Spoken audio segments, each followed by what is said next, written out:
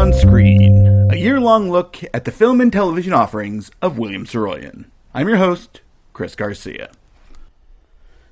The Known Story.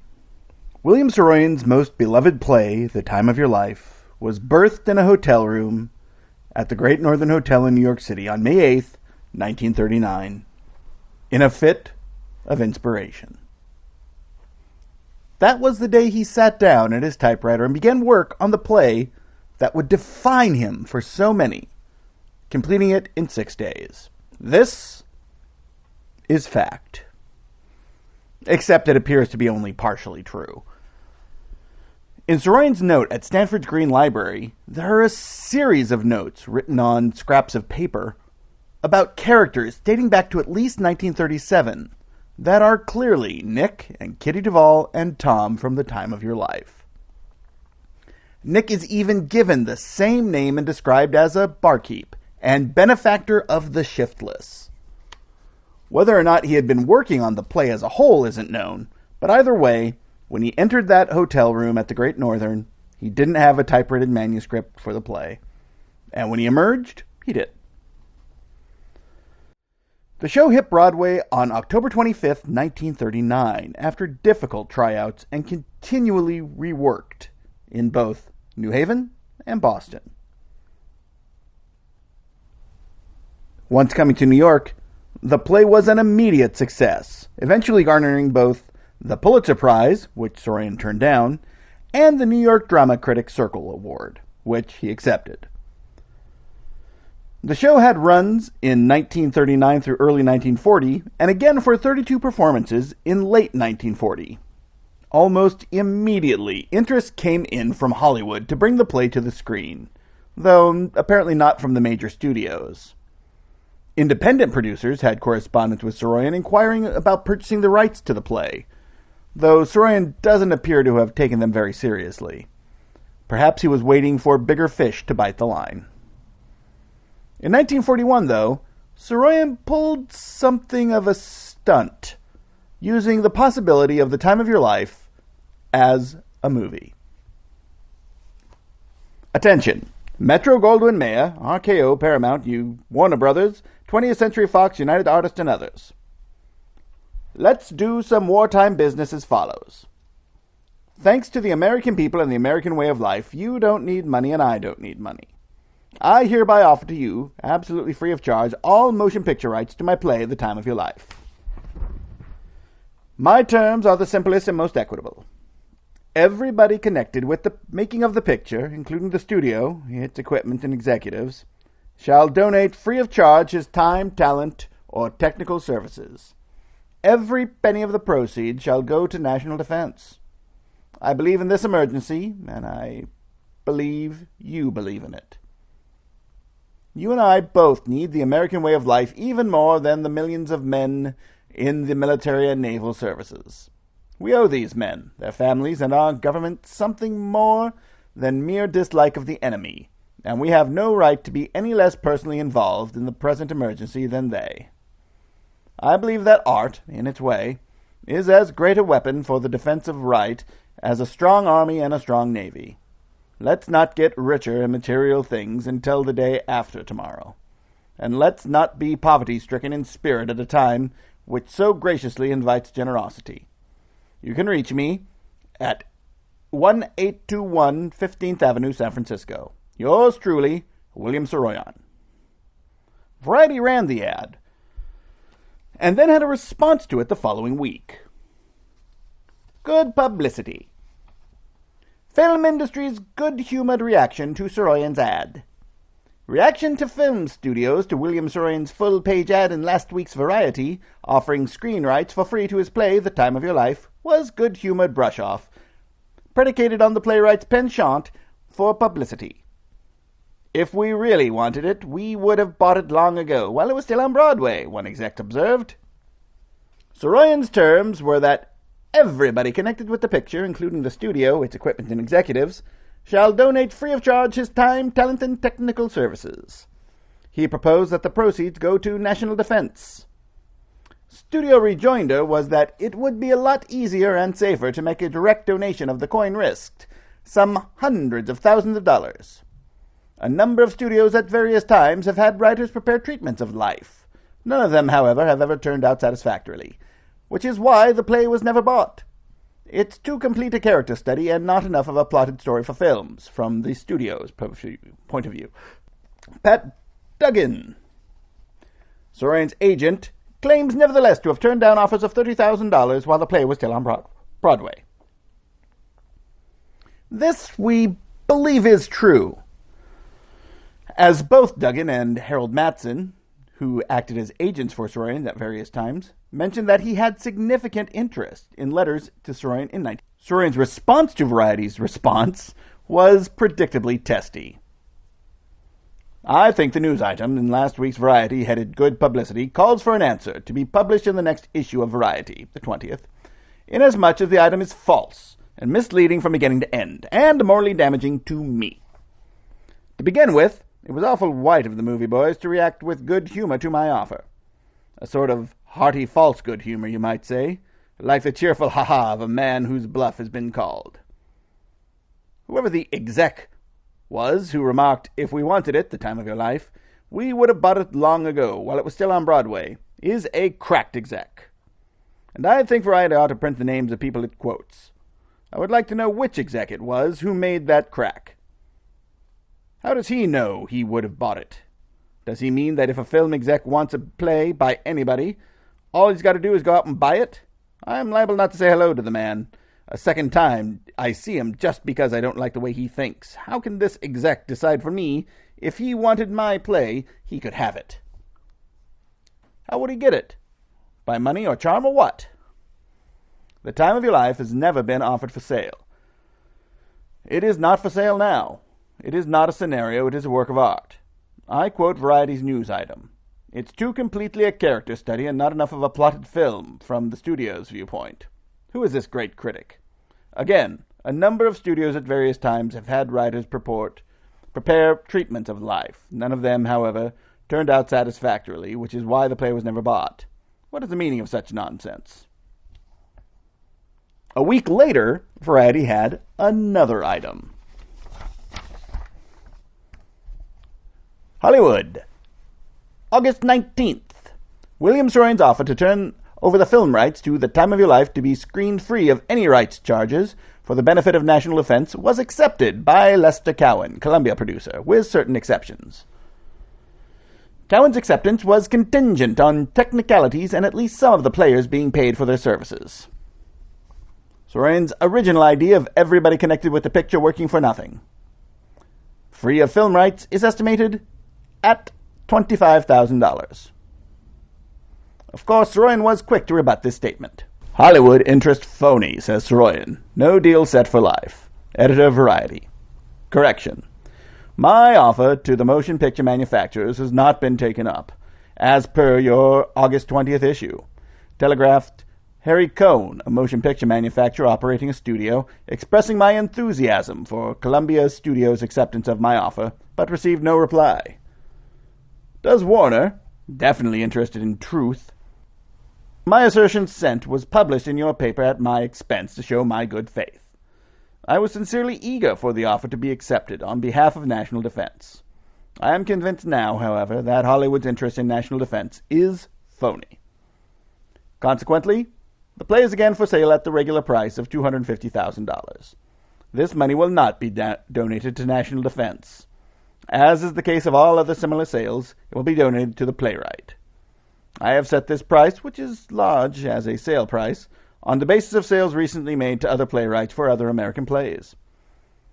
I, nobody else, can determine the value of a work of art of which I am the author. Anybody regardless can have the film rights to the play for $250,000. Anybody I respect can have it for nothing. I absolutely have no connection with any independent producer named Lester Cowan. I believe he can read. Now let all liars and thee about that. William Saroyan. Lester Cowan, a Columbia indie producer, had expressed interest in Saroyan's play The Time of Your Life, and Variety so reported in its August 20th issue. Was there actual interest from Columbia? There are letters from Cowan and Columbia in the Saroyan collection, though none address the matter of the time of your life before 1946. Variety's pieces appear to have been written by Abel Green, who was a friend and correspondent of Saroyan's for decades, and also one of the most in-the-know people in all of Hollywood. So it might merely have been rumor that made its way to Green. It's impossible to know, as Saroyan did not write about it in his journals. This seems to be Saroyan's last interest from Hollywood on The Time of Your Life before he went to MGM to make the human comedy. Things did not seem to pick up on getting a film made of the play until after Saroyan was back from the army. Shortly thereafter, he was in need of money. His latest novel, The Adventures of Wesley Jackson, was not the success he had expected. Saroyan knew that his most valuable property was The Time of Your Life. At that point, he went back to friend and MGM executive Arthur Freed to see about renting the rights to the play to Metro-Goldwyn-Mayer. And Freed was interested. Saroyan waited a week and heard nothing, which he took as a brush-off. This led to Saroyan sending out feelers to every major studio and producer, including RKO, Warner Brothers, and 20th Century Fox.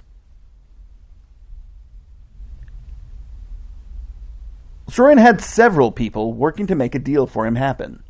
Arthur Lyons, famous for having managed Jack Benny's career and turning him into one of America's biggest stars, was working an angle with RKO, while Ben Medford had gone about working to get Saroyan a deal at Warner Brothers. Lyons also assigned one of his men, Ned Brown, to shop the piece around to various independent producers. Saroyan had been in contact with Medford dating back to at least 1934, when Saroyan was inquiring about bringing his stories from The Daring Young Man on the Flying Trapeze to screen. The two reconnected during Saroyan's time working for MGM. They came together again after they returned from the service. Medford brought the screenplay to Warner Brothers and caught the attention of producer Jerry Wald. Wald and partner director Delmer Davis were interested in buying Saroyan's play, and Medford tried to set up a meeting between the parties in late 1945. Dear Bill, just left Jerry Wald. He is very interested in your play, The Time of Your Life. I know I could make one of the following deals. Have him purchase the play outright, and also a deal if you're interested in doing the motion picture script. Wald is one of the top producers of Warner's. Also feels sure could get $100,000, definitely, for you to do a motion picture script on an idea that you may have. Could I bring Wald to San Francisco to discuss this play with you? It doesn't appear that this meeting ever took place, though Medford kept at Warner Brothers throughout the first half of 1946. He gave Saroyan regular updates, and at some point, Saroyan dispatched his cousin, Ross Bagdasarian, to attempt to bring the deal about, even giving him $500 for expenses. There is an interesting and confusing note here as well. Within the Saroyan papers at Stanford is a contract where Ross Bagdasarian apparently rented the rights to The Time of Your Life for 5 years. This would have meant that the rental period, during which Bagdasarian would have to finance, shoot, and release the film, would have expired in 1951. The contract is signed by William Saroyan and dated February 25, 1946. This would have been after the conversations at Warner's had started, so it's unclear what Saroyan had intended. A letter from Ross on May 8, 1946 asks, "Haven't heard from Ben since I last called you," which seems to indicate that whatever deal Saroyan was pursuing with Warner's must have included Ross. The letter indicating Saroyan had sent $500 to Ross to cover expenses was dated May 3rd. It seems that Ross was in conversation with Medford and Warner, though at what level isn't exactly clear. Perhaps Saroyan thought that renting the rights to Bagdasarian would make it easier to deal with Warner themselves, since Bagdasarian could do it in person. A major reason Saroyan was looking at multiple film projects was his extreme need for money. He was in deep to the IRS for back taxes, owed money to family members, restaurateur George Mardikian, and even to his publishers.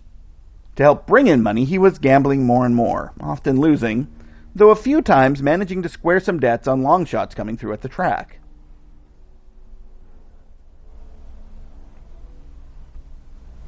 He had several people trying to get several plays made into films, with The Time of Your Life as the biggest property on offer, but also The Beautiful People, My Heart's in the Highlands, Love's Old Sweet Song, and Sweeney and the Trees, as well as a new, and as far as can be figured, never produced script, Joe's Old Clothes.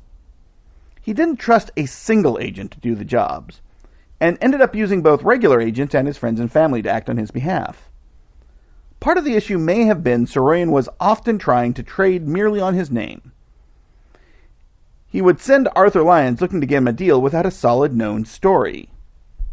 Lyons wrote to Saroyan, "Ned and I have been checking out all the possible producers, and reactions are good. However, in all our conversations, we were asked if you yourself had a story idea you would like to adapt. You can, Bill, understand our problems in trying to make a deal for a story they know nothing about." Arthur Lyons apparently was working multiple angles, and for a time had RKO extremely interested. Ned Brown, working on independent producers, had made several inroads.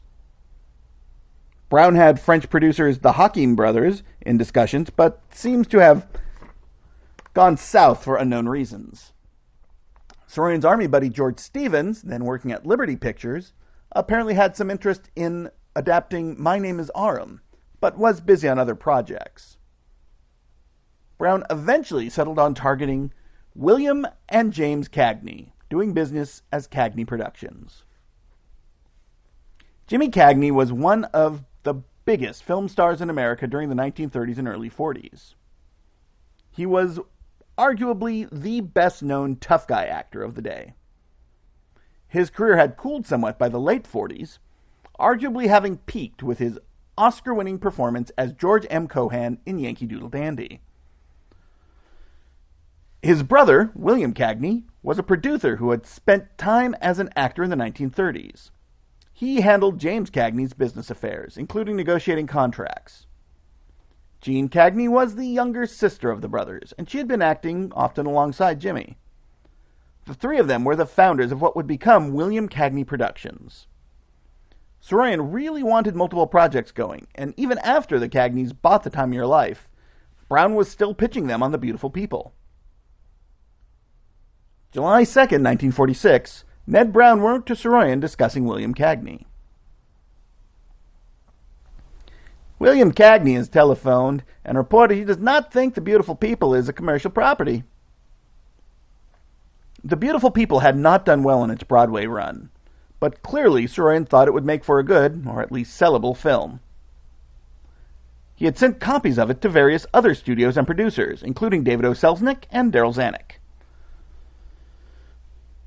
James Cagney had been a fan of Saroyan since My Heart's in the Highlands, and younger sister Jeanne had been a correspondent with Saroyan dating back to at least 1942, when Saroyan sent her a copy of the book of plays, Razzle Dazzle. William Cagney appears to have only written him starting in 1946, when work began on The Time of Your Life. Saroyan went back and forth with William Cagney about casting. Saroyan knew that Jimmy and Jeanne were going to play Joe and Kitty Duvall, the main characters originally played by Eddie Dowling and Julie Hayden. Cagney wanted more stars. He contacted Saroyan for a way to get members of the original production. Gene Kelly, who had several projects going at the time, Celeste Holm, who agreed and backed out due to other commitments, and William Bendix, who had played a cop in the original, but came to the film playing the barkeep Nick, owner of Nick's Pacific Avenue Saloon. Saroyan suggested his cousin, Ross Bagdasarian, for the role he had originated on Broadway, the Marble Machine Maniac. Ross didn't get the part, which ended up going to Richard Erdman, then at the early part of a career that would stretch more than 70 years. He also suggested Manuel Telegian, a painter who had played the harmonica in the original, but he also wasn't cast, but did give consultation to the Cagneys on the music. James Barton, A veteran of stage and a few memorable screen appearances, was cast as Kit Carson. This was a showy role, and one that Barton would play more than once after his film appearance. Barton was such a talent that several major entertainment figures, including Bing Crosby and Sammy Cahn, considered him one of the finest performances in America. The initial director chosen was Howard Koster. He wasn't yet a major name, but was respected in Hollywood for more than 20 years of experience, though not nearly as many as a director. He directed The Robe and Harvey, his two most well-known films. He had often worked with screenwriter Miles Connelly. They were attached, but did not end up working on the project. Koster was replaced by H.C. Potter, then known for his stage producing and for directing Blackmail in 1939 and Hell's a Poppin' in 1941, which became a smash hit. With Koster off the project, Connelly left, and the script was written by Nathaniel Curtis, writer for The Harvey Girls, but would spend much of his career later writing for television. The matter of how much of the script he actually wrote is a matter for debate.